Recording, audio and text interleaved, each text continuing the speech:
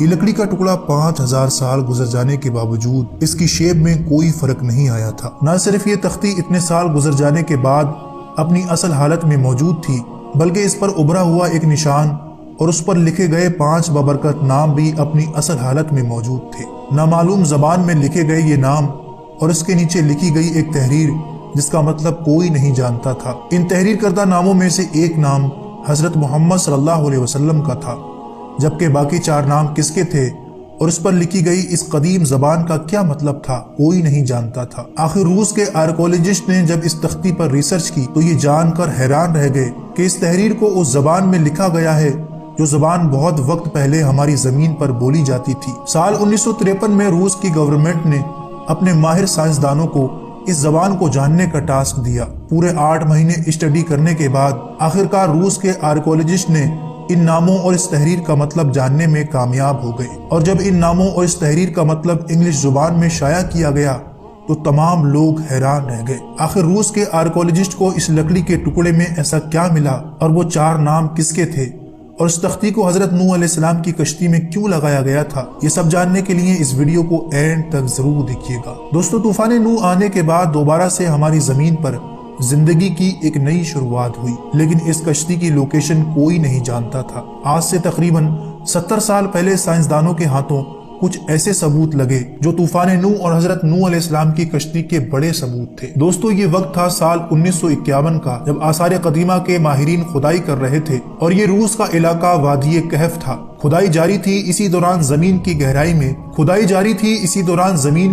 میں کچھ بہت پرانی لکڑی کے ٹکڑے دکھائی دیے جو تھوڑی تھوڑی دوری پر بکھرے ہوئے تھے۔ تحقیقات اور ریسرچ کرنے کے بعد سائنسدان اس نتیجے پر پہنچے کہ یہ تختی کوئی معمولی لکڑی نہیں، بلکہ یہ لکڑی حضرت نوح علیہ السلام کی کشتی کی ہے، اور 5000 سال گزر جانے کے باوجود یہ لکڑی اپنی اصل حالت میں موجود تھی۔ رشیا کے سائنسدانوں نے اس ٹکڑے کو اپنے پاس محفوظ کر لیا اور مسلسل 2 سال تک کھدائی اور ریسرچ کرنے کے بعد روسی آثار قدیمہ کے ماہرین کو زمین کی گہرائی میں ایک بڑا سا لکڑی کا ٹکڑا ملا جو کہ لوح کی شکل میں بنائی گئی تھی، اور اس پر ہتھیلی کی طرح ایک نشان بنا ہوا تھا جس پر مختلف نام لکھے ہوئے تھے۔ یہ تختی 14 انچ لمبی اور 10 انچ اونچی تھی۔ انتہائی حیرت کی بات یہ تھی کہ دوسرے تمام لکڑی کے ٹکڑے خستہ ہو چکے تھے، جبکہ یہ تختی بالکل صحیح حالت میں موجود تھی، لیکن اس پر لکھی ہوئی زبان کسی کو سمجھ نہیں آ رہی تھی کہ اس لکڑی پر لکھی ہوئی تحریر کا کیا مطلب ہے، اور اس ہتھیلی کے نشان پر بنے ہوئے نام کس کے ہیں، اور حضرت نوح علیہ السلام کی کشتی میں ایسی تختی لگانے کا کیا مقصد ہو سکتا ہے۔ ان تمام سوالات کے جواب حاصل کرنے کے لیے روس کی حکومت نے 7 لوگوں کی ایک ٹیم تیار کی۔ اس ٹیم میں آثار قدیمہ کے بہترین آرکیولوجسٹ اور ہسٹورین شامل تھے۔ تختی پر لوگوں نے 8 مہینوں تک کام کیا اور ریسرچ کرنے کے بعد اپنی رپورٹ شائع کی، جس میں یہ تختی حضرت نوح علیہ السلام کی کشتی کے ملنے والے دیگر حصوں میں سے ایک تھی۔ یہ اتنی ہی پرانی تھی جتنی حضرت نوح علیہ السلام کی کشتی۔ اس تختی کی سب سے حیران کرنے والی بات یہ تھی کہ اس پر لکھی ہوئی تحریر اور نام بآسانی پڑھے جا سکتے تھے۔ یہ تحریر شامی زبان میں تھی جسے اللغات کہا جاتا ہے، اور اس تختی کو حضرت نوح علیہ السلام نے طوفان آنے سے پہلے اپنی کشتی میں رکھ دیا تھا۔ ایسا اس لیے کیا گیا تھا تاکہ اس تختی کی برکت سے حضرت نوح علیہ السلام اور وہ کشتی طوفان سے محفوظ رہیں۔ ان تحریروں کو انگلینڈ کی مینچسٹر یونیورسٹی کے پروفیسر میکس ایو نے انگلش میں ترجمہ کیا، جو پرانی زبانوں کے جاننے کا پروفیسر تھا۔ اصل میں اس تختی کے اوپر ایک دعا لکھی ہوئی تھی جس کا ترجمہ کچھ یوں تھا: اے میرے خدا، میرے مددگار، اپنے رحم اور سخاوت کے صدقے ہماری مدد کر۔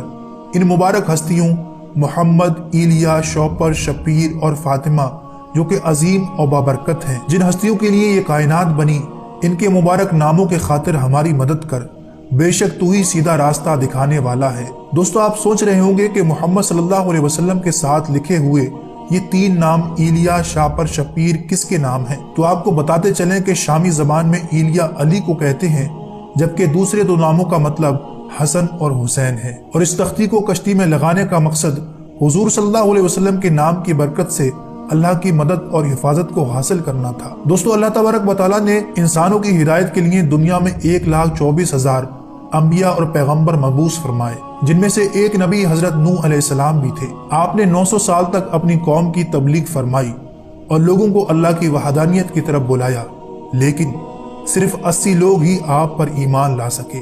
जब हजरत नूह अलैहिस्सलाम अपनी कौम से मायूस हो गए तो अल्लाह तबारक व तआला ने हजरत नूह अलैहिस्सलाम को एक कश्ती बनाने का हुक्म दिया जो कि आपने तैयार की और अहले ईमान उस कश्ती में सवार हो गए, जबकि जो लोग आप पर ईमान नहीं लाए थे वो सब तूफान में हलाक हो गए। चीनी माहिरीन का कहना है कि वो यकीन के साथ ये बात कह सकते हैं कि ये कश्ती हजरत नूह अलैहिस्सलाम की इस्तेमाल में रहने वाली कश्ती है जो उन्होंने 4800 साल पहले अल्लाह के हुक्म से बनाई थी। ये कश्ती 300 गज लंबी, 50 गज चौड़ी और 300 गज ऊंची थी, जो कि 6 महीने 8 दिन तक पानी में तैरती रही और 10 मुहर्रमुल हराम को जूदी पहाड़ी पर ठहरी और फिर आप अपनी कौम के साथ नीचे उतर आए। मुस्लिम मुहक्किकीन के मुताबिक कश्ती रुकने की जगह जूदी पहाड़ी था जो कि कोहे अरारात का हिस्सा है। इस कश्ती की 3 मंजिलें हैं जो कि कई मीटर तक बर्फ में दबी रही। जब पानी कम हुआ तो हजरत नूह अलैहिस्सलाम ने खसरान शहर आबाद फरमाया और एक मस्जिद तामीर की गई जिसे समानीन के नाम से जाना जाता है और आपका मजार मुबारक